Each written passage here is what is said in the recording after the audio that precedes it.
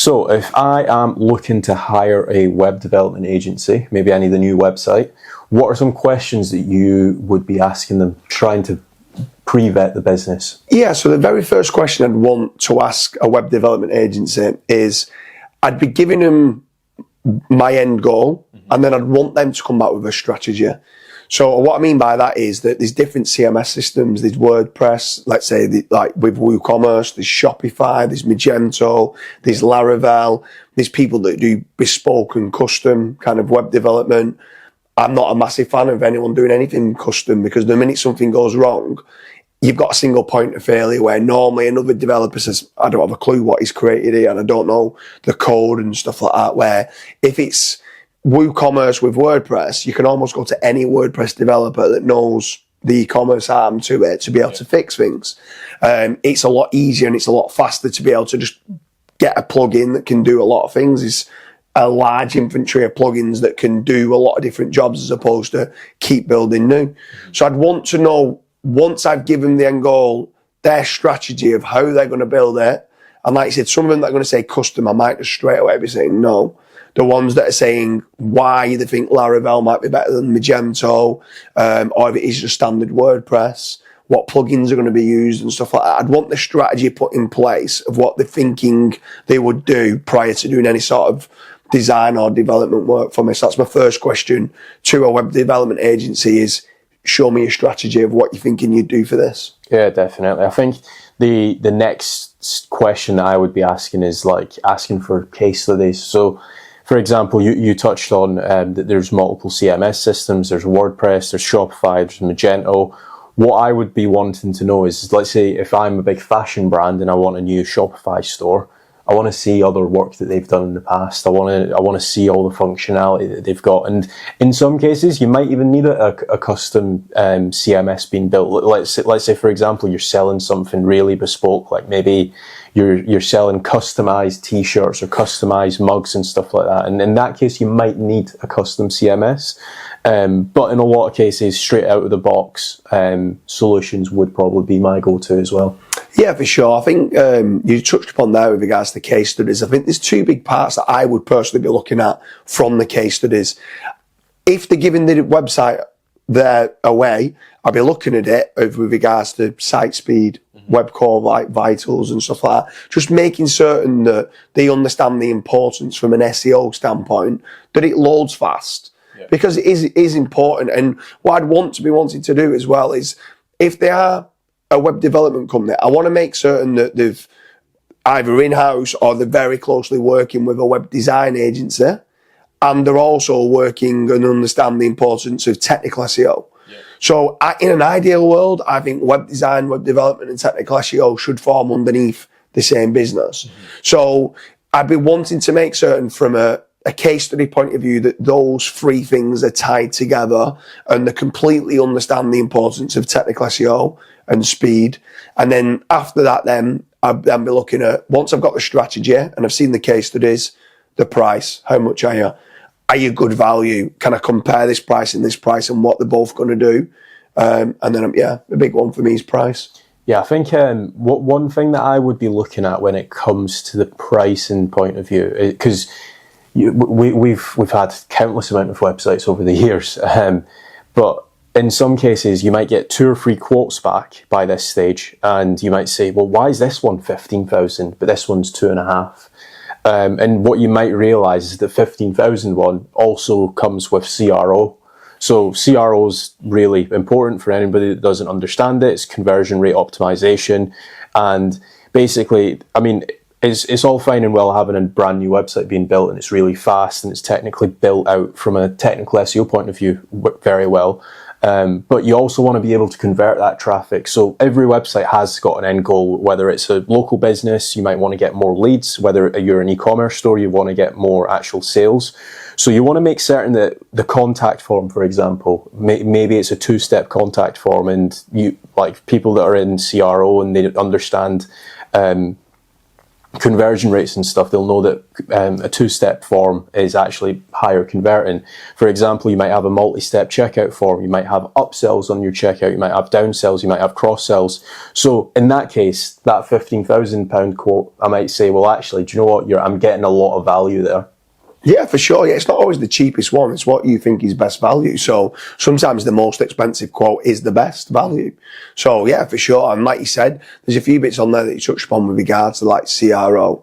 And it is so important. Like getting a good web developer, web designer, and like you said, if you can tap that in with technical SEO and CRO as well, you're onto a winner. So yeah, I'd definitely want to spend more. When I say price, like I said, it's definitely not the cheapest price wins. Do you know what I mean? Sometimes I normally get rid of the one that's the cheapest. Yeah. I'm looking at the one that's middle of the road and top of the road and saying, all right, what's the difference here? Yeah. The next one I'll be asking the question of to a website development company is there any are you going to be hosting the site? Are you happy to host the site? Mm-hmm. Is there ongoing costs after it that might be needed for them to maintain the site and stuff like that? Sometimes it is good as long as they're not charging you an arm and a leg for the web development company to also be hosting the site.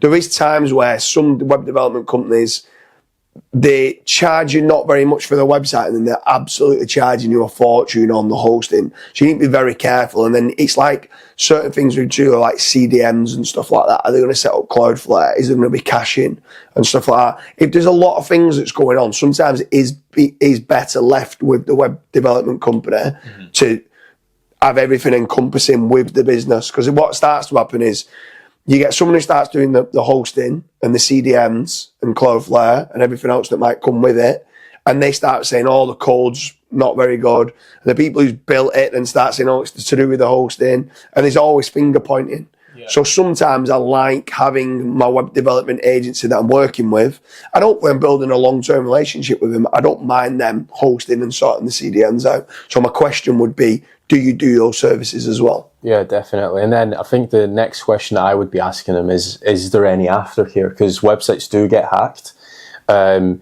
Things can go wrong, especially if you're migrating from one host to another. So if anything was to go wrong, would they actually be like helping you along the way, or is it kind of just like, here's your website, go and do whatever you need to do? Another question I would be asking, this is really important, especially if like you're doing any PPC or SEO, is do you guys do the actual website migration?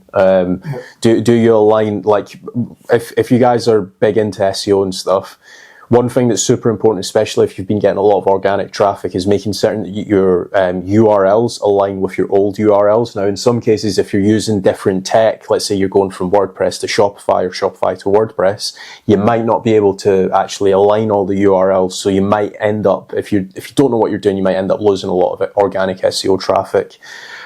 So that's another question I would be asking, like, hey, what's happening with the site migration? Yeah, and I think that comes down to as well with regards to testimonials and case studies, checking how many migrations that they have done. Mm-hmm. If it's just new sites that they're building and they look nice and they convert, you're going, okay, great. But this kind of goes on like in line with what we're saying about technical SEO. A migration needs a technical SEO to look at it, because if the URL structure is going to change and you're resetting the quality score of each URL, you need to be making certain that the 301s are all lining up and being done correctly.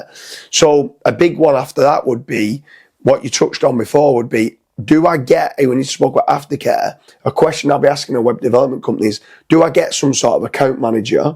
So if I am doing a migration, I can start to see in Screaming Frog or Sitebulb, or I've got my server logs that are running and I've connected them to Jet Octopus.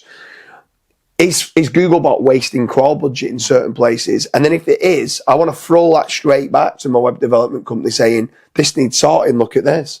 And I'll almost, to start with after a migration, I want to be running it every 72 hours. Mm-hmm. Literally every 72 hours, I'm running a fresh audit. Look, I've just seen another 150 errors. Fix these. I've just seen 150 errors. Fix these. Yeah. Until there's zero, I want 0 hours on the site. I want it loading fast and I want 0 hours. That's just building good foundations for your site. Mm-hmm. SEO is difficult enough. And if you've not got a good quality site in the first place, you're just building a house on quicksand. Yeah. You have to get things right. And I'm one of them that I'm a stickler for having, I just want 0 errors. So that's be another question that we're asking, do I get an account manager? Yeah, definitely. I think the last question, this might not apply to everybody, but this will probably apply to the bigger websites, is if obviously they are doing your hosting and stuff, do they have any form of like DDoS protection or like a load balancer in place? Yeah. So again, if you're a smaller business, you might not need to worry about this, but some of the bigger e-commerce stores or some of the bigger SaaS guys, you might need to worry about this a little bit more, because obviously you've got events like Black Friday, right? So if, say, for example, they are going to be doing your hosting, what infrastructure do they have in place to say, right, okay, when Black Friday does hit, you're going to be estimating, let's say, 60,000 visits in that one day or in that, like, let's say, weekend or whatever. We have these options available. We've got this load balancer in place. We've got this Cloudflare option in place, and combining up both of those, we feel like this is an optimal solution for you. Yeah, I mean that's a great question. And on from that, right, with regards to the security of it from DDoS attacks and stuff like that, you also want to be making certain, like, not just on, let's say, Black Friday, but any sort of DDoS attack, you've got the protection. You've got backups as well. So if something does get hacked, someone can quickly see and back it up from 48 hours ago or 24 hours ago. You might have Word Fence or something like that, which is like a security plugin put in place to make certain that there's no one adding new users to the site. There might be certain exploits on, like Elementor gets hacked quite a lot. There might be certain plugins that are out of date. So is the web development company, if they're doing the hosting, are they going to be updating the plugins all the time? Because there's times you can go and update 3 or 4 plugins and next minute the whole site's broke. Yeah. And you need then the web developer to come back and fix the problem. Because I'm like, well, all I did was press update on a plugin. So are they going to update the plugin and stuff like that? And if you have got multiple sites, have you set up multi-site? Is there like main WP, which might be that you can run and update multiple plugins in one dashboard? Yeah. Some people are running lots and lots of different types of sites. With regards to the hosting, like, is it going to be dedicated hosting? Is it shared hosting? Okay, if it's shared hosting, what shared hosting are you going with? Because I don't want to be hosted with a load of PBMs. Because next minute that IP might be taken down because it looks bad, because it's with loads of PBM. So cheap hosting actually can bring your site down and almost put you in a penalty because you're in a bad, like, hosting neighborhood, which can be bad as well. So there's lots of questions you can ask the web development company. It's just about making certain you understand what you're getting into. And at times after this, sometimes these businesses, they need, I wouldn't say a CMO, but they need a fractional CTO. Yeah. They need someone who understands what they're talking about and can talk the lingo. I definitely cannot turn around and sit there and say I'm an expert on server logs, Screaming Frog, Sitebulb, understanding everything to do with the coding. Is it clean code? How fast is it loading? You need someone in place who's a fractional CTO that understands it, lives and breathes it every single day, and they are like your go-to technical person. So they can then speak to the web development company and ask those questions and understand what the answers are that's coming back to say, yes, this web development company is the right person for you. Yeah, definitely. I think one thing that you obviously did mention, if you guys are going through potentially a new website and you're worried that you might lose some organic SEO traffic and stuff like that, hiring a fractional CTO, even if it's for a couple months, that can definitely help you, and especially trying to keep your rankings as well. If you guys do want any help with that, make certain to check the link down below or head over to fatrank.com, fill in the form, and one of the team members will get back to you.